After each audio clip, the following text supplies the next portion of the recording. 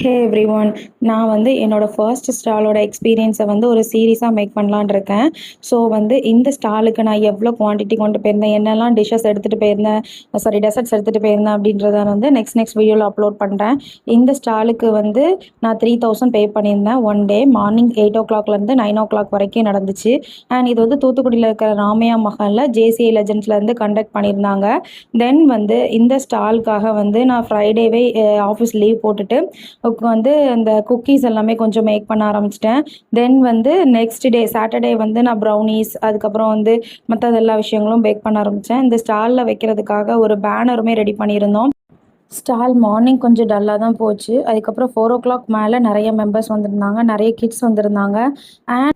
And நிறைய நம்மளோட followers வந்திருந்தாங்க. நம்ம ஸ்டோரி போட்டிருந்தோம் இல்லையா இன்ஸ்டாகிராமில், அதை பார்த்துட்டு நிறைய பேர் ஸ்டால் விசிட் பண்ணியிருந்தாங்க.